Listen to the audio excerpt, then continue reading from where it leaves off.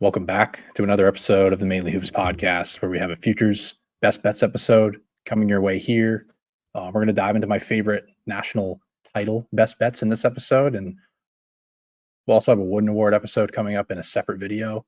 But before we get into that, please make sure to like and subscribe if you're enjoying the content. It's greatly appreciated as an up and coming podcast here in the YouTube space. Just trying to kind of make a name for ourselves, so that would be greatly appreciated. So make sure to stay tuned for our other in-season content, where we'll be doing some individual game previews, highlighting the biggest games of the week. And, we'll also try to cover some other teams as well, maybe some mid-major stuff, maybe some lower level power conference teams, like whatever we have time to get to. We'll make sure to cover as many games as possible, just to make sure we get a lot of teams covered. But for betting related content, we'll do 2 videos per week, talking about my favorite bets and maybe talking about some of the bigger games throughout the week. And one of those will be recorded on Sundays or Monday mornings, and we'll highlight the early week slate, and another that will cover the weekend slate that'll be recorded on Thursdays or Fridays. We'll try to, some of the lines won't be out for the Saturday and Sunday games when we record, but we'll try to we'll go off KenPom, their projected lines for the most part, and I'll give out the number that I would bet anything to. So just to make people in the wrong direction. But now, let's dive into our best futures bets for the 2025-26 season in the national title market. But before I get into the actual best bets, I kind of just want to share the process in which I go through and what teams that I typically target. Everyone kind of talks about the top 30 in both adjusted offense and defense trend on KenPom, and that's fine, but it's certainly not a perfect trend. And also, I just don't really think it narrows it down enough for me. If you were to use this trend of top 30 offenses and defenses on KenPom in the preseason, there would be 20 teams that qualify this year. And, I think that's just too many for me to really narrow down what teams really have the most value at this point in time. So I do that similarly. Like it's a similar trend, but I skew it a little bit more towards the offensive side. Past champions have actually been much more dominant on the offensive end than they have been on the defensive end. As 14 of the last 17 champions were top 10 in adjusted offense, and 11 of the last 17 were actually in the top 5. This is all before the tournament. This is all pre-tournament numbers. So take it with somewhat of a grain of salt, but if you're high on a team to finish in the top 10, I think that's something that you can attack in the preseason. And, you compare that to just 6 of the last 17 champions being in the top 10 in KenPom's adjusted defensive rating before the tournament. So it's just the formula kind of appears to be, having an elite offense and competent defense. Obviously, you need to be good on both ends of the floor. Like that's not, it's not really rocket science to say, oh, you have to be a really good team on both ends of the floor to win a national championship. That's pretty obvious. But a lot of them have been skewed more towards the offensive end. Like we've seen top 5 offenses win in the last 3 seasons. So the way I narrow it down is, having a top 10 offense and a top 30 defense is where I kind of took that trend and what I think it really takes to qualify to win the title. It's not obviously not perfect. Like teams can finish a little bit outside of this range on both ends of the floor and find a way to win. It's all matchup dependent in the tournament. Like if you go on a fortunate shooting variance run, that's another way to steal a few games and ultimately get to a Final Four. But ultimately, it's the top offenses that went out in a tournament setting.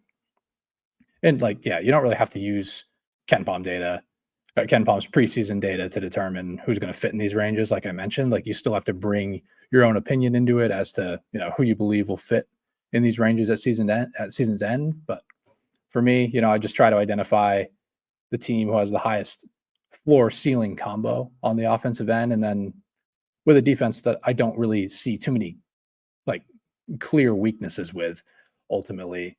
But if you're only using KenPom's preseason data to determine who to attack in the futures market, these are the teams that would fit in the top 10 on offense and top 30 on defense. It would be Houston, Florida, Purdue, Kentucky, UConn, Illinois, Duke, and Gonzaga. So that narrows it down to 8 teams that you should target if you're strictly going off of KenPom, as opposed to 20 teams in the top 30 offense and defense trend that a lot of people like to go off.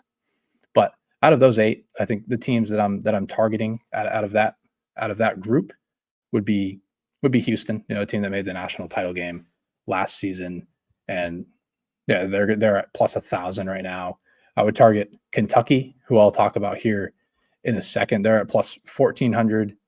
Duke is also at plus 1,400, is another team that I would target. And one final one would be the Gonzaga Bulldogs, who are all the way down at plus 4,500. And I think they're extremely undervalued at this point in time. But I'll start with Kentucky. I don't know if this is a bet that I will fire away on right now, as I think I'll be waiting for Jalen Lowe and Jaden Quaintance to return before I actually place a wager on this. But I believe we can get a better number if they drop a game or two without those two guys in the mix, particularly Quaintance if he doesn't come back to end of December, January, like sometime in conference play. I think there's going to come a point where the frontline defense becomes a slight issue, and I think we might be able to get a little more value out of that number. Maybe if it gets to like 2,000, that'd be a spot that I would fire away on that. But I view Kentucky as having a clear championship upside with their improved defense. The perimeter shot making, I think, is a step behind last year's Kentucky offense. Obviously, they had shooters all over the floor, and it's a little bit of a different makeup this year. Some guys that are more transition and rim reliant. But I always trust Mark Pope on the offensive end if the talent is there, and the on-ball talent's absolutely there. And if I could only pick one team to win the title at their current number, I think I would take Kentucky right now, because I think the roster is that good. I'm a believer in Mark Pope elevating this offense at this point in time, and the roster from a defensive standpoint is just awesome at this point in time. So that would be the one team that's my national title pick when this team is in final form. So getting them at 1,400, I think, is a good price if you want to just fire away on that right now. But for a team at the top of the odds board, and a team that still could be a bit undervalued, is the Houston Cougars. Houston, it's one that I've kind of been back and forth on, but this is a number that could get much lower over the course of the non-conference schedule. This team will always have the defensive identity to compete in every game. Plus, the added offensive upside that this team has with the incoming freshmen coming in here gives them, really the chance to be far and away the best team in the country, or the best team in the country with, a little bit of a gap before the next tier. And, ultimately, I wouldn't really blame you for waiting until a couple weeks into the season to bet this, as, their first real test doesn't come until they play Auburn on November 16th. They open with a few bye games there. They play Auburn, on the 16th in Birmingham. So it'll be a tough contest, but I think that'll really show what this team is really made of at this point. See how far along those freshmen have come. I ultimately think they're going to be okay. I'm pretty high on those guys, but this is a good chance to get a look at those guys before firing away on this play. But I'm personally high on Chris Sinak, Kingston Flemings, and Isaiah Harwell producing right away. I especially love Sinak's versatile scoring ability in the front court to go along with his great two-way rebounding presence, which is so important in the Sampson scheme. And I love his ability to space the floor. It kind of brings an element that these Houston front court players haven't really had. He may not have the low post game, or the hook shot in the post that Juwan Roberts had over the last couple of years. He was a really stabling presence for them, but I think Sinak definitely has more upside, and he can score on more areas of the floor. And and then you just add in the potential national defensive player of the year in JoJo Tugler, and obviously the potential All-American caliber guys and Milo Suzanne and Emmanuel Sharp. And I think this team will be very hard to deny. Now, this is my current number one team in the country. They've kind of, not broken KenPom, but they always find a way to be sitting at the top of KenPom by the end of the year, at least in the top 3. So, a super high floor with, the ceiling that they have with these freshmen coming in. Like, there's just a ton of scoring talent on this roster now. I think there's a chance we kind of look back at the preseason and ask, like, how did we not see this team just being ridiculously good at season's end? So taking them at plus 1,000, I think is a pretty decent price. And again, I wouldn't blame you for waiting um, to see what those freshmen look like. But moving on to the next team it's the Duke Blue Devils at plus 1,400. I know some people are, a little bit lower on this team this year, but it's pretty hard to be better than they were last year or even close to as good. I think that was the best team in Ken Palm's ratings in the history of his website. So it's pretty obvious that they're going to be a little more down compared to last year. But for Duke, I think this is a team I have this team rated higher than Ken Palm does. Ken Palm has them at 7, while I have them at 3 at the moment in the country. Just behind Purdue, who I have at number 2.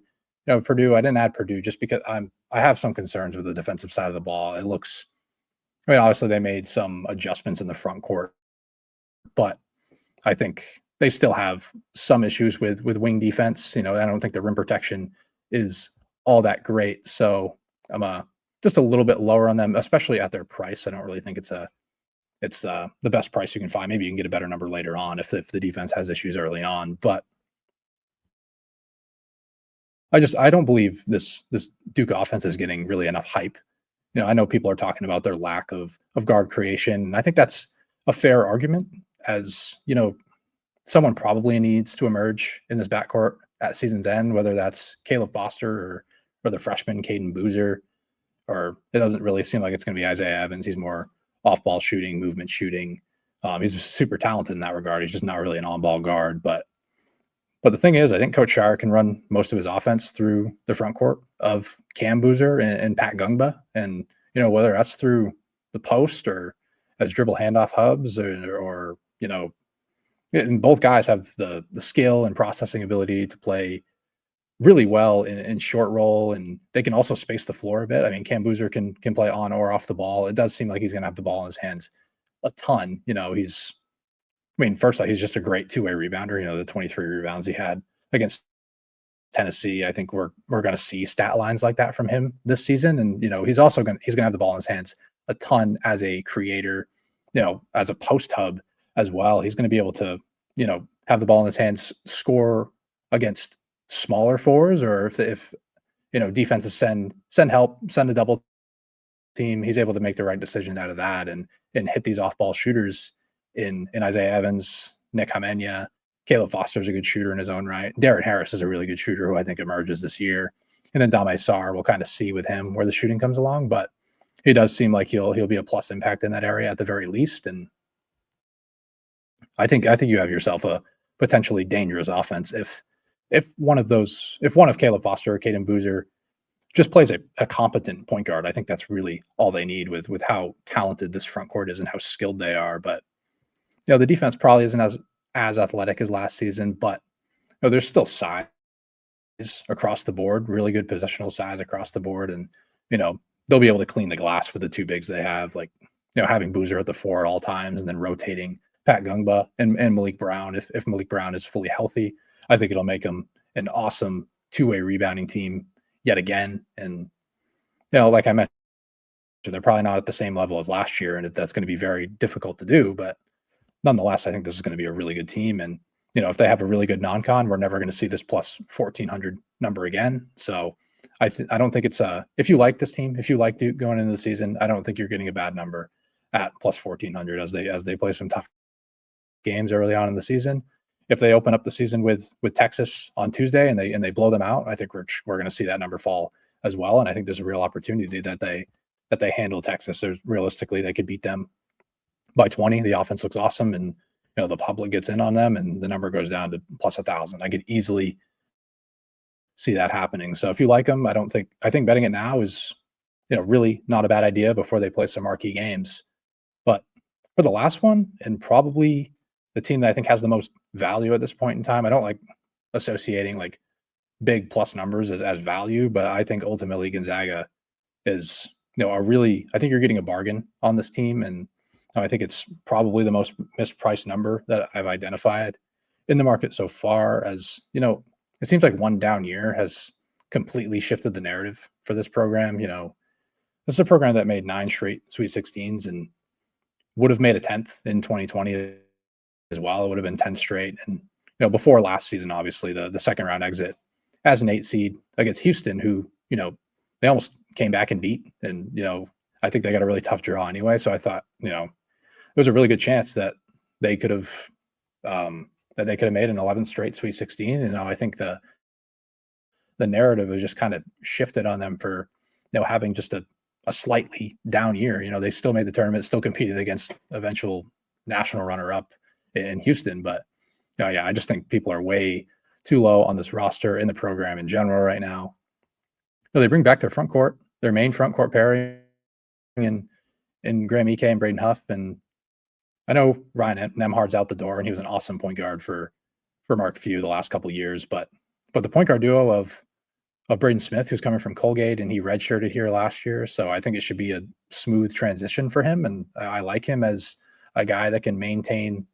He's a similar play style to Ryan Nemhard. Obviously, it's not going to be, as high level right away, or it probably won't be. But I think he's going to be a really good guard for them. And if he's not fantastic, they have another option in Mario Saint-Superi, who I've heard really good things about thus far. The 19-year-old Spaniard coming over, really high level passer. He loves to operate and pick and roll. Like, I could see those guys, splitting the point guard duties, or one guy, wins the job over the other and provides a competent distributor of the basketball at the very least for these bigs in the pick and roll game, and for the wing shooters that they have on this roster, and Adam Miller and Steele Venters, who's finally back after 2 years of heartbreak for him, of injuries. Went down with an ACL injury and went down with an Achilles tear right before last season. So it's a bit of an unfortunate run for him. But if he's at full strength, I think he's going to be a really nice off-ball shooter on this roster. I mean, the defense could be a step behind. Dealing with 2 lower body injuries in back-to-back years, hasn't played a game. Maybe is a step behind for a little bit, but ultimately he was one of the best shooters in the country before he went down with those injuries. You have guys like Tyan Grant Foster, Emmanuel Innocenti, and Jalen Warley, who they'll bolster the wing defense as well, which I think will give Coach Few some optionality and allow him to play. He'll be able to play some guys on a matchup basis as well. Rim protection could be a slight issue with the Ike Huff pairing, and they're going to play together.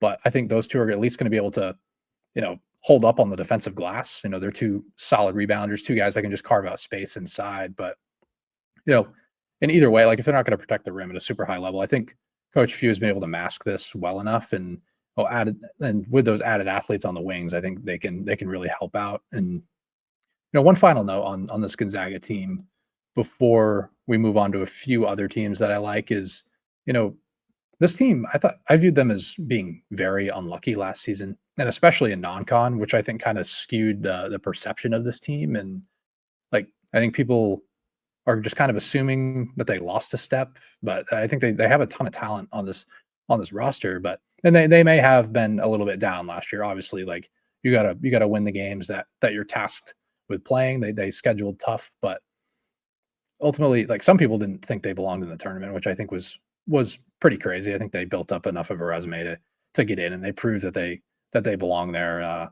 in the 2 games that they played. But they went 4-9 in games decided by single digits, and including 0-3 in overtime games. So I consider that to be pretty unlucky. Like, they get a few more bounces, and if those went their way, we're probably talking about a team that goes into the tournament as a 4 or 5 seed maybe, and they make the Sweet 16 at least as a 4 or 5 seed, or I mean, more likely than not, or more likely than they would have if they were an 8 seed. But and you're probably looking at a team that's probably plus 2,000 to plus 2,500 to win the title this year if they ended up winning another game, getting the Sweet 16, and they were a 4 seed last year. I think the perception of it is skewed a little too negatively for them, and I just think it's a crazy narrative, and I completely disagree with the number. Do I think they're going to win the title? Do I think they're a tier 1 title contender?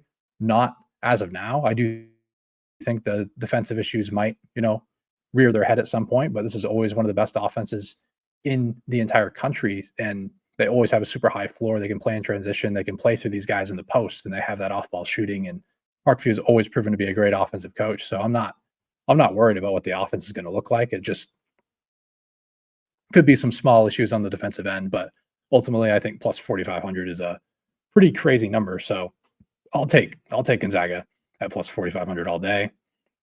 So those are my official best bets for the show. But I think there's a few other teams to monitor here that didn't necessarily meet Ken Palm's ratings, but I think they have real upside to end up fitting in the top 10 offense, top 30 defense range by season's end. The first one is Texas Tech at plus 2,500. I'm not like in love with this number, and depth concerns are keeping me off this one, but their offense has a real chance to be top 3 to 5 in the nation with JT Toppin coming back, a breakout candidate, and Christian Anderson going to be playing on the ball a little bit more, and Lawan Watts can kind of take on some of that Darian Williams role, and he has a little bit more explosiveness and pop on the ball. Not saying he's better than Darian Williams as an overall player, but from an offensive perspective, I think he can maintain, a lot of the qualities that Williams provided. And it's just the top of this roster is very, very good, but the depth is definitely a concern. And more so on the defensive end for me, they only have one real rim protector in Luke Bamgoy that I trust, and sliding up JT Top into the 5 may not be the greatest of things for this defense long term, but I trust Grant McCaslin to hold up a good defense. So I think Texas Tech at plus 2,500 is worth a look. And then one final one is North Carolina at plus 6,000. This roster, it may not wow you by any means, particularly like when you look at the amount of money they spent and what they came out with. Like they didn't, come out with a ton of stars, but I do think this team will fit very well together. I think they have scoring at all 3 levels and real star potential with Caleb Wilson, who was great in the exhibition games, and another guy that we haven't even seen play against another team yet, and Luka Bogovac, who a lot of people are very high on. I think he can be a guy that can seamlessly fit into an offense, so I'm not really worried about the adjustment period for him. He's a really good off-ball and movement shooter, and he can operate with the ball in his hands a little bit as well. As a pick and roll creator, he can be a secondary creator as well. Like there's a lot of things that he can do with the ball in his hands. I would have liked to see it a little bit more in live action in the preseason, but ultimately I like how this roster was constructed despite like not having true household names. Like you have another guy, Henry Vasar up front, Seth Trimble coming back, Kyan Evans is a guy that can seamlessly kind of fit into an offense as well, can handle some on-ball responsibilities. But ultimately, I think this is a roster that has the upside to be a really, really good offense. And, the defense up front is going to be pretty solid as well, especially like the more Caleb Wilson you're playing, I think the better your defense is going to get.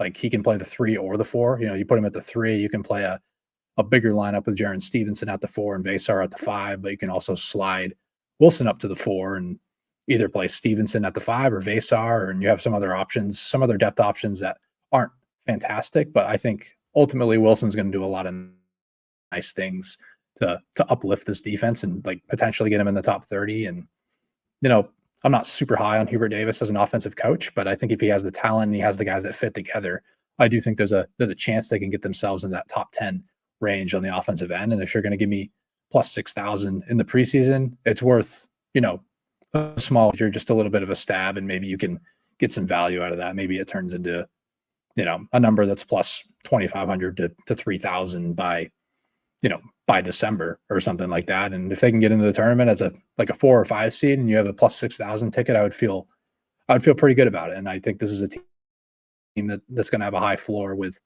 a solid ceiling combination as well.